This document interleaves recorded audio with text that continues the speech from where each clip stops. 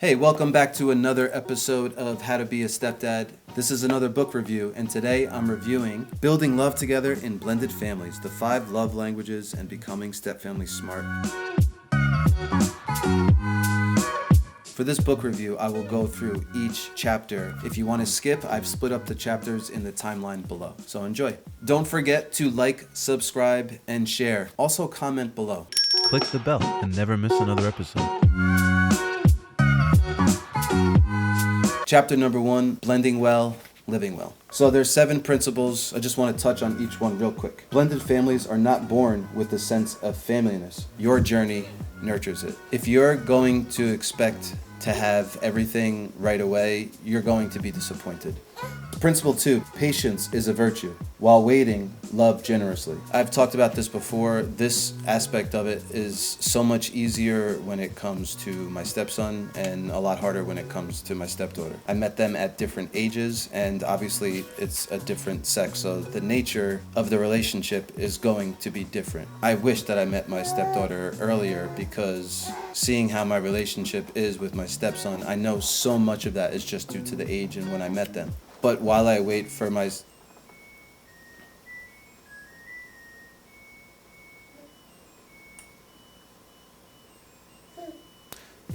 the dryer to finish chiming its bell, I'm also waiting for my stepdaughter to hopefully one day come around and see that I am just a loving addition to her life and I'm not looking to take away. Blended families need between 5 and 7 years to merge and form a shared family identity. So this is research from Ron Deal. I've heard different numbers now. I've heard 4, precisely 4. This is saying 5 to 7. I'm going on my 5th year personally, and I can see a big difference in especially the last year. The first 2 years, definitely a lot of patience, because not everything went as expected, even though expectations were low. But I'm so glad that I was patient, because the rewards from being patient are the things that matter and just make everything worthwhile. Principle 3. A committed, loving marriage is the first and last motivator of step-family integration, so strengthen your marriage. If I'm going to believe that to be true, then I guess the common mistake is for you to think about the kids always. The kids. But I guess what this was saying is the kids see the marriage. Kids yearn to see the established relationship that they ultimately want to mimic. The first thing that teenagers get into before even a career is a relationship. So I can see how... So they say your loving marriage encourages the members of your family to eventually love one another. If I am concerned that you're not committed to me and or my children, I will become guarded, self-protective, distrustful, and reactive. And when I'm protecting me from you, there cannot be an us. I don't know why I read that, and I'm not going to touch on it, but I think the baby doesn't like it. It's not for me, but it's for somebody. The baby does not like it. Married couples make the strongest statement of permanence to their children and extended family. Cohabitation cannot match this. I think that's really important to know, because I think so many people just think living together is enough. And I don't think that is seen as a big enough commitment to the children, to your relationship, and to people watching. I think the permanence, the marriage, the thing that is really hard to walk away from. Because let's be honest, you can get a moving truck, call them up, and be out the next day. Divorce, that's a lot different. Principle number 4, parents in blended families have to be a team and play to their individual strengths. I'm going to talk to you about that. I'm going to find out what we think each of our strengths are. Each has to accept the involvement of the other, even if they didn't want them to be there in the first place, and on behalf of the children, find ways of working together. And that's not about couples. I feel like that's like stepkids coming together. All parental players need to see themselves as a team and consider, oh, no, I just got it, the other side. Yes. Yeah. Sometimes that's not possible, but you have to still do your part.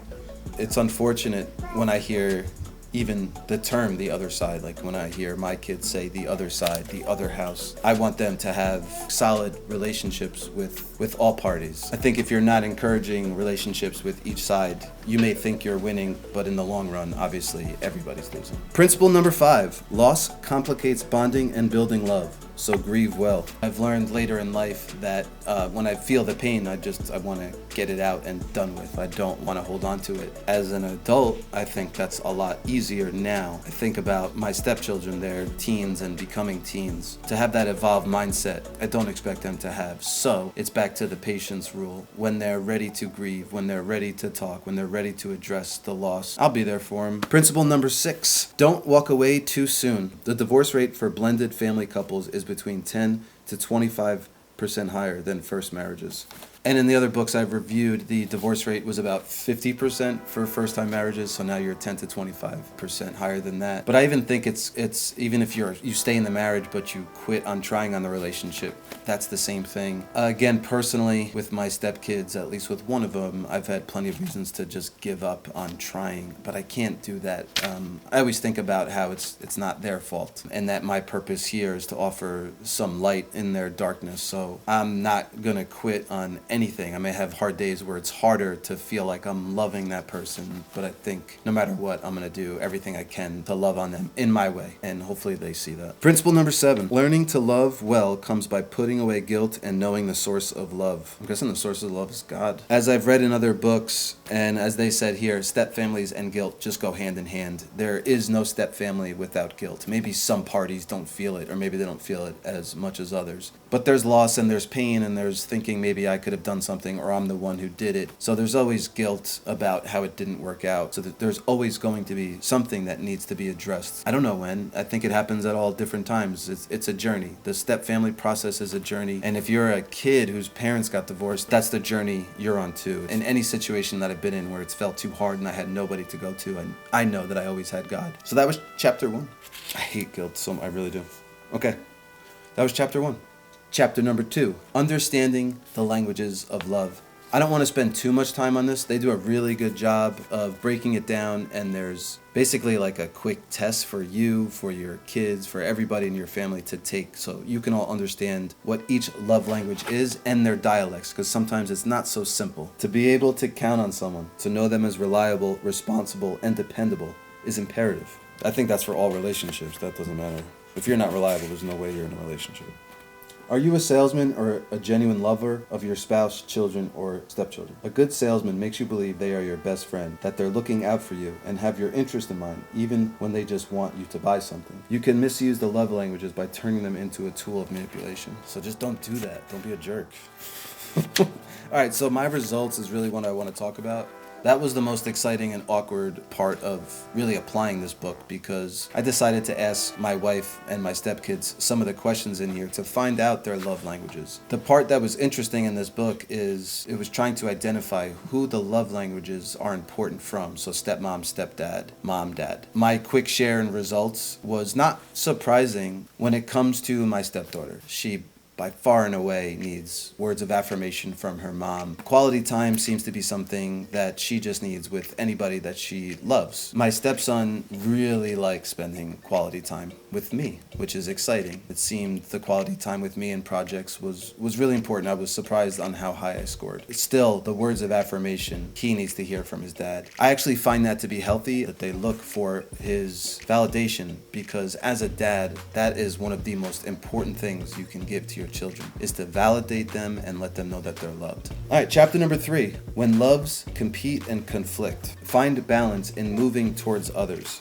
You know, that was a big thing that this was talked about in this book, was the ability to move towards others in a relationship. So meaning growing that relationship. I wish I knew this earlier. I think this would have helped me form as equal as relationships as possible with everybody. But if I felt that me and my wife were getting closer in our relationship, what I actually needed to do was also move closer in a loving relationship with the stepkids. They need to feel movement towards both. They can't feel, and the same thing with mom. If they feel mom getting closer with me, they need to feel at the same time mom getting closer to them. The one caveat in here is that sometimes not all relationships can move forward. So their advice in here is whatever one is growing, just keep focusing on that one and be patient on the other one and be ready to love on that person when they are. Encourage and bless connections with others. The child, dad, step stepdad and mom-stepmom triangles put children in the cruel position of loving each other without offending the other. They most notably worried about losing favor with their biological parent. What is needed is permission to like or love everyone. Again, in my situation, I know both kids feel some loyalty to biological dad in the sense of they can't show him too much that they love me, especially in front of him.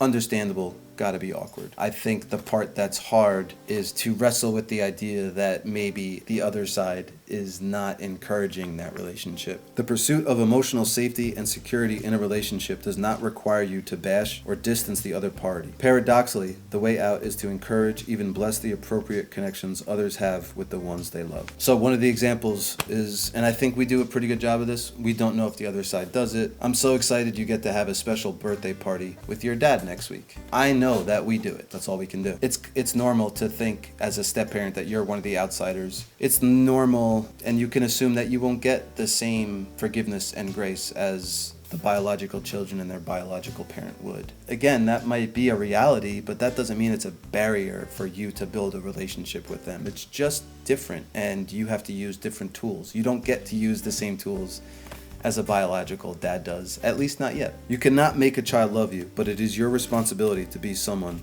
they would want to love.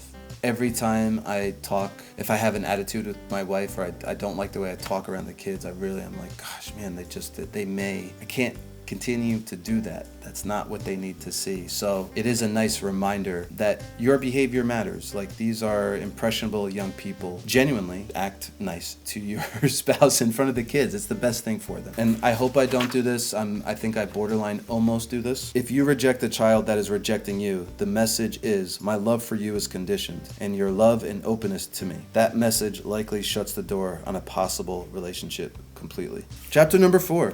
Building love together in your marriage. Your marriage is the electricity and heating coils that generate the warmth needed for ingredients to warm up, soften, and merge. No more heat, no more family integration. I can relate to this because I think me and my wife got into 1 or 2 disagreements that was obvious, I think, to the household, and you could see the kids sort of isolate into their rooms. So I think that's a reality check for me and my wife. Your kids, no, their kids ain't stupid.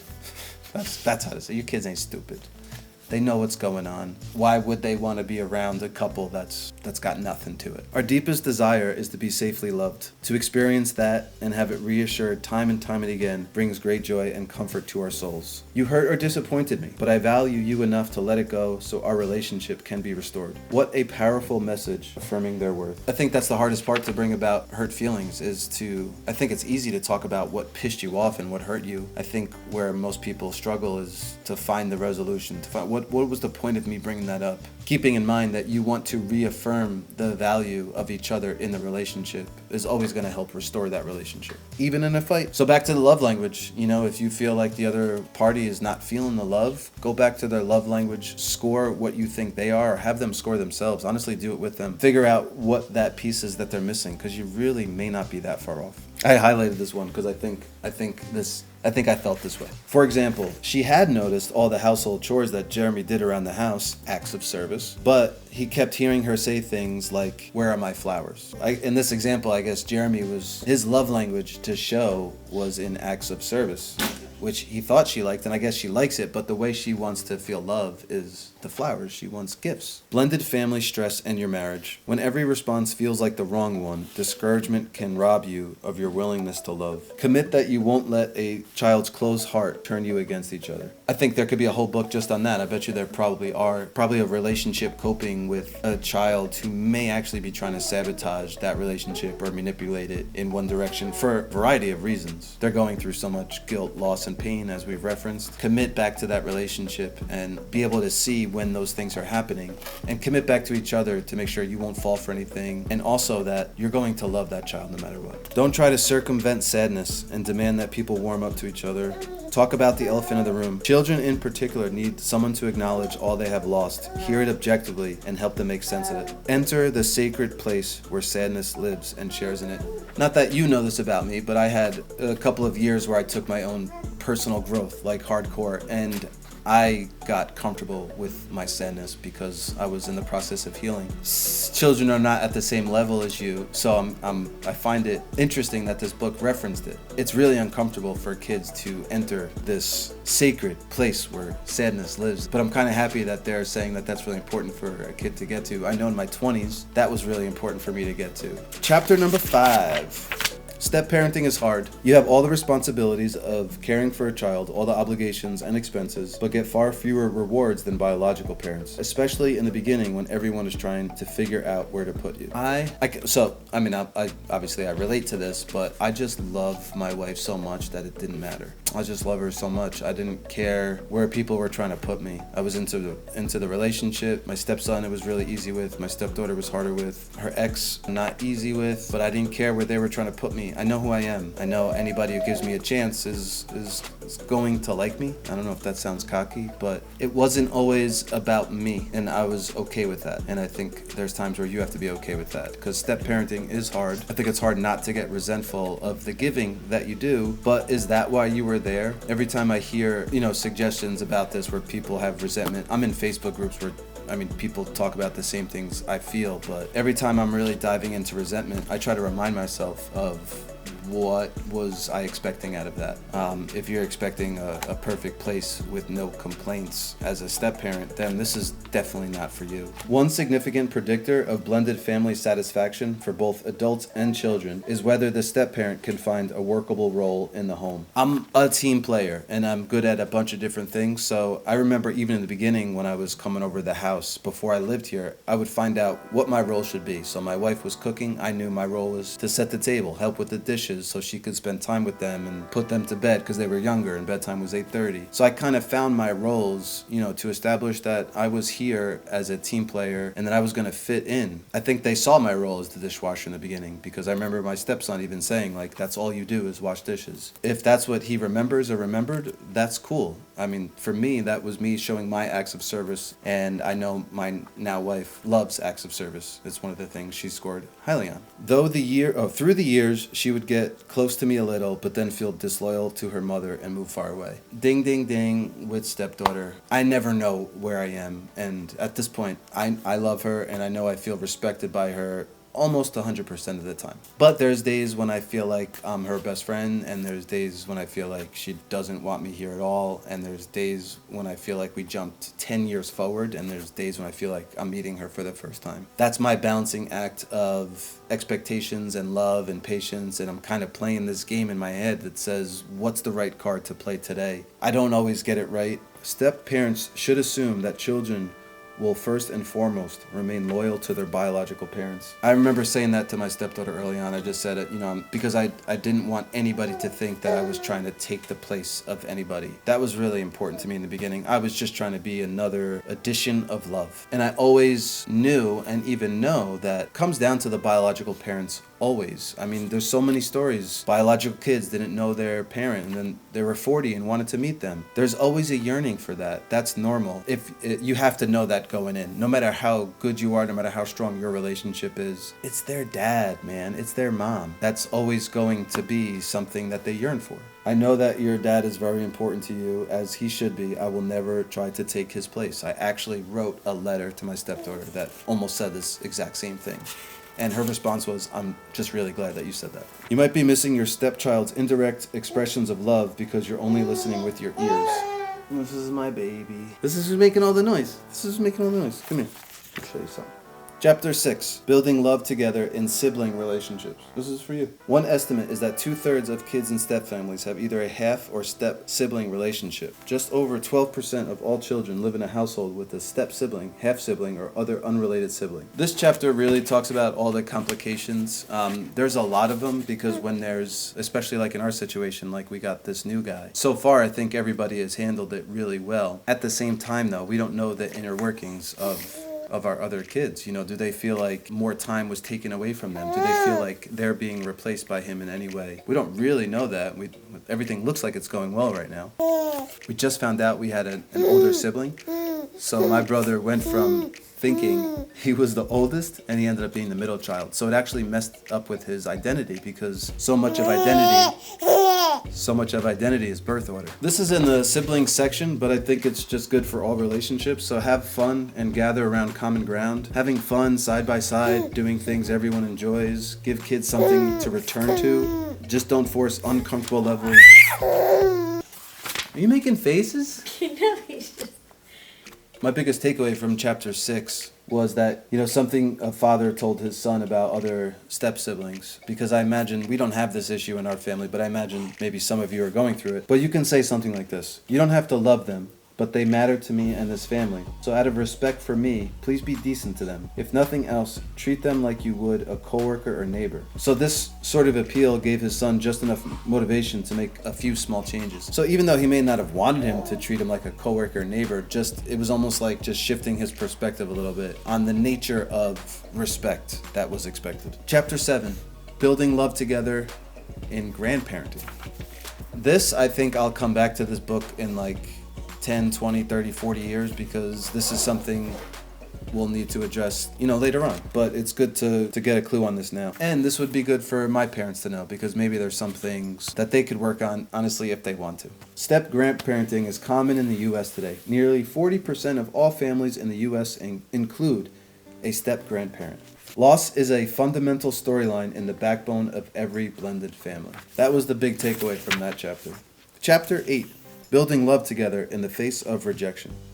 Step-parents can misinterpret an older teen or young adult child seeming disinterest as resistance to the new family. Chances are that the son or daughter is preoccupied with growing up. It's great that I don't have to, at least for now, go through this with my stepson, because he's just, again, like I always say, he's just a breeze. My stepdaughter is 17, going on, 30, as the joke goes. She wants to be a grown-up today, yesterday. I remember going through the same thing, so I don't judge her for it, but actually it reminds me on my relationship with her. There is so many things changing and happening in her life. Anybody who's in their senior year of high school is thinking about what they want to do with their life, and everybody's asking them that, where they're going to go to college, if they're going to stay with their boyfriend and girlfriend, so many different things. My stepdaughter has so much potential, and I know she'll do great things if she applies herself. If she's having a bad day with me, or if I feel like there's resistance that day, I just can't assume that it has anything to do with me. There is so much going on in her life. The best thing that I can do is just ask quickly if, what's going on? Is everything okay? Are you good? If she wants to open up, she can. If not, then I gotta continue on with something else. It's back to the patience and love. I'm always ready, able, and willing when she is. So there's a lot of stuff with this, because you're gonna have hurt, confusion. Resolving the hurt and seeking forgiveness are crucial to healing and then building love in blended families.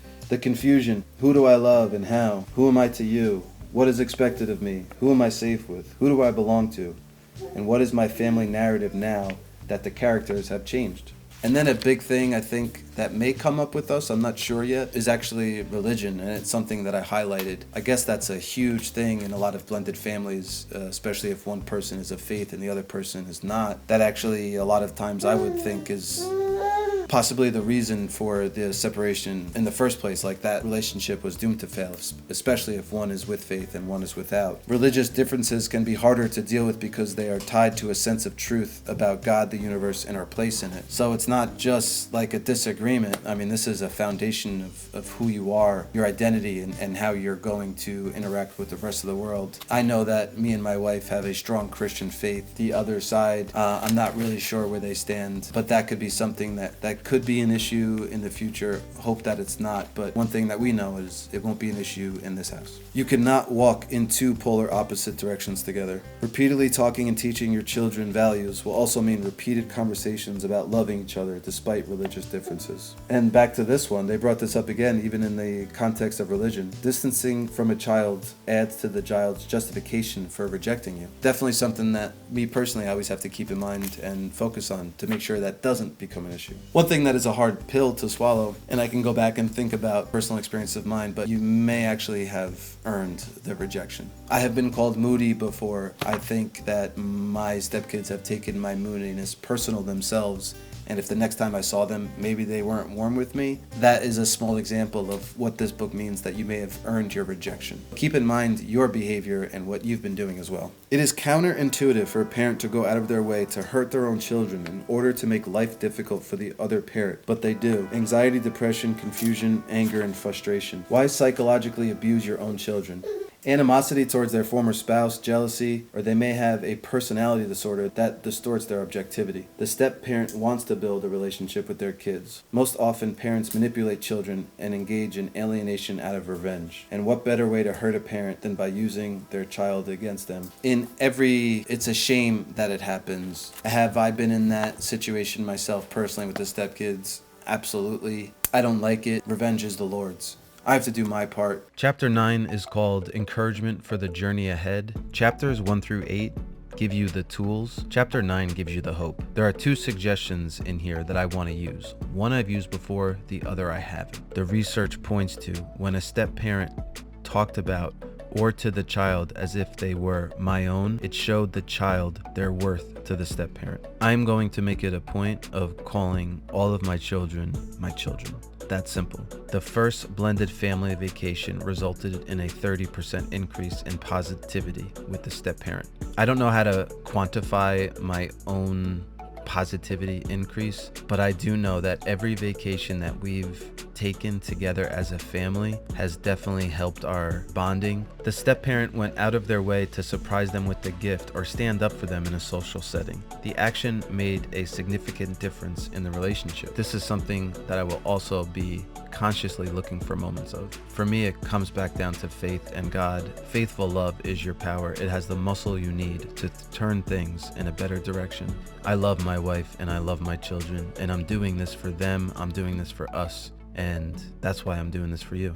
This is such a great book. I just recorded for an hour and a half because there's that much good stuff in here. Some books I read and I just fly through them and I highlight and I have all these takeaways. This book I was going back to and like sitting with something that it said. You know, it was really thought-provoking. I'd hear something and I'd actually stop with the book and I'd think about my situation. So many times I hear that a book can be like a workbook, like it's a working tool, and then I read it and I never use it again. I never draw from it. This was like a live, living tool for me the last couple of weeks in the house. This book really helped me, my role as a dad, as a husband. I like that this book even touches on step grandparenting, so that if I wanted to provide any resources to my parents, but also for me when I get older, step parenting doesn't end when the kids turn 18. I committed to my wife for life. It goes the same thing for the children. I expect this book to do wonderful things for all my relationships. It is a great read. It's by 2 great authors, and I always like to talk about covers. I just think this is a really cool cover. Just subscribe, hit the bell so you never miss another episode. I'm going to be doing these a lot, so you don't want to miss